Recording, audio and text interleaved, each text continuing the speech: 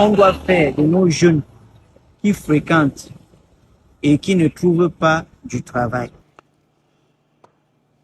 Alors, pour pouvoir attaquer le problème de l'emploi des jeunes, il faut comprendre que, premièrement, nous devons former des jeunes pour aller vers les emplois de demain.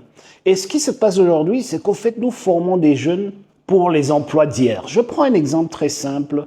Nous avons aujourd'hui des milliers de jeunes qui sont en cycle mécanique auto et nous savons déjà aujourd'hui que l'avenir de l'automobile est électrique et que dans 10 ans, il y aura très peu de véhicules thermiques en circulation.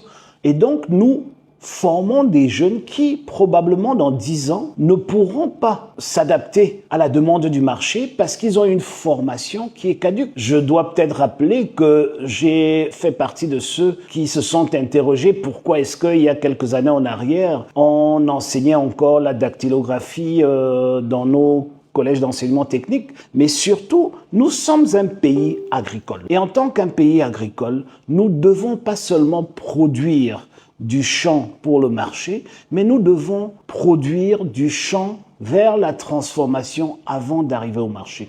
Ça veut dire quoi?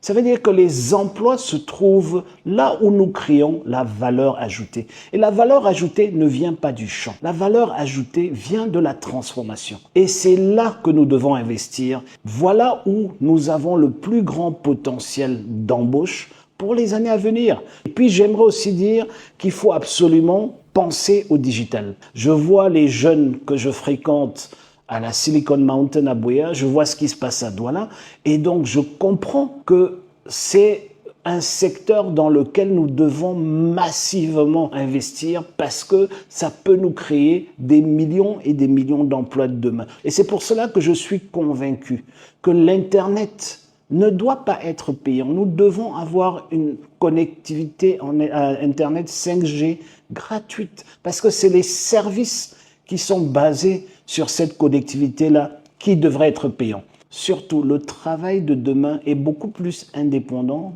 qu'en entreprise. Et ce changement aussi, nous devons l'accompagner. Nous devons pouvoir mettre sur pied des politiques publiques pour accompagner les jeunes. Parce qu'aujourd'hui, ces jeunes n'ont plus envie d'aller travailler dans une structure. Aujourd'hui, quelqu'un qui est dans le digital, qui est codeur, par exemple, n'a pas besoin d'être un employé, d'avoir un salaire à la fin du mois. Il gagne mieux sa vie en étant indépendant. Mais tout cela doit être structuré et tout cela nécessite un accompagnement du gouvernement. Et c'est pour cela que ceux qui n'ont pas connu l'industrie, qui n'ont pas connu le digital, qui sont toujours au pouvoir, ceux-là doivent comprendre qu'ils nous gênent aujourd'hui.